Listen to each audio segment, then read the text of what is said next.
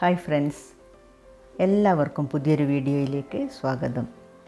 ഇന്ന് ഞാൻ ഹൈദരാബാദി സ്റ്റൈലിൽ നല്ല സ്പൈസി ആയിട്ടുള്ള ഒരു മസാല ചിക്കൻ ഫ്രൈ ആണ് തയ്യാറാക്കുന്നത്.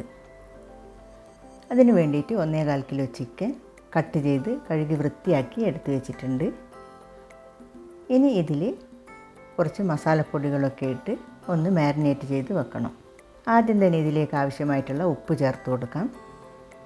പിന്നെ 1/2 ടീസ്പൂൺ മഞ്ഞൾപ്പൊടി, 3 ടീസ്പൂൺ മുളക് പൊടി, 2.5 ടീസ്പൂൺ മല്ലിപ്പൊടി, 1 ടീസ്പൂൺ കുരുമുളക് പൊടി, 1 ടീസ്പൂൺ ഗരം മസാല, 1/2 ടീസ്പൂൺ പെരുംജീരകം പൊടിച്ചതും, 1/2 ടീസ്പൂൺ ജീരകം പൊടിച്ചതും, പിന്നെ 3 ടീസ്പൂൺ ഇഞ്ചിയും വെളുത്തുള്ളിയും കൂടി ചതച്ചത്, 3 പച്ചമുളക് ചെറുതായിട്ട് കട്ട് ചെയ്തത്,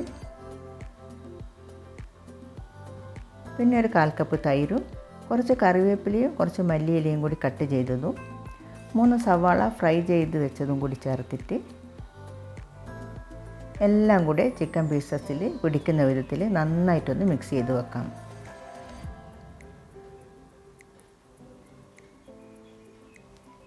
ഇപ്പോൾ മസാലയൊക്കെ ചിക്കനിൽ നന്നായിട്ട് മാരിനേറ്റ് ചെയ്തിട്ടുണ്ട്. ഇങ്ങനെ ഒരു അരമണിക്കൂർ അടച്ച് വെക്കണം. അരമണിക്കൂറിൽ കൂടുതൽ സമയം വെച്ചാലും നല്ലതാണ്. ചിക്കനിൽ മസാലയൊക്കെ നന്നായിട്ട് പിടിച്ച് കിട്ടും. അരമണിക്കൂറെങ്കിലും എന്തായാലും ഇങ്ങനെ വെക്കണം. അതിനുശേഷം ഒരു പാത്രം അടുപ്പിൽ വെച്ചിട്ട് 4 ടേബിൾ സ്പൂൺ ഓയിൽ ഒഴിച്ച് കൊടുക്കാം. അതൊന്ന് ചൂടായി വന്നാൽ അതിലേക്ക് 3-4 ഗ്രാമ്പൂവും 2 ഏലക്കയും ഒരു ചെറിയ കഷ്ണം പട്ടയും ഇട്ട് കൊടുത്തിട്ട് അതൊന്ന് മൂപ്പിച്ചെടുക്കണം. ഇനി ഇതിലേക്ക് മാരിനേറ്റ് ചെയ്ത് വെച്ച ചിക്കൻ ഇട്ട് കൊടുത്തിട്ട് ഹൈ ഫ്ലെയിമിൽ 5-6 മിനിറ്റ് ഒന്ന് ഇളക്കി കൊടുക്കാം. ഇതിൽ ചേർത്ത ഓയിൽ ചിക്കൻ്റെ എല്ലാ പീസസിലും ആകുന്ന വിധത്തിൽ നന്നായിട്ട് ഇളക്കി കൊടുത്തിട്ട് കുറച്ച് സമയം അടച്ച് വെച്ചിട്ട് വേവിച്ചെടുക്കാം. വീണ്ടും തുറന്ന് നോക്കാം. ഇപ്പോൾ ചിക്കനിൽ നിന്ന് കുറച്ച് വെള്ളമൊക്കെ ഇറങ്ങി വന്നിട്ടുണ്ട്. ഇനി ചിക്കൻ മാരിനേറ്റ് ചെയ്ത പാത്രത്തിൽ ഒരു 1/4 കപ്പിൽ കുറവായിട്ട് ചൂടുവെള്ളം കൂടി ഒഴിച്ചിട്ട് അതും കൂടി ഇതിൽ ചേർത്തിട്ട് വീണ്ടും അടച്ച് വെച്ചിട്ട് വേവിച്ചെടുക്കാം. ഫ്ലെയിം കുറച്ച് വെച്ചിട്ട് ഒരു 30 മിനിറ്റ് അടച്ച് വെച്ചിട്ട് വേവിച്ചെടുത്താലും മതി.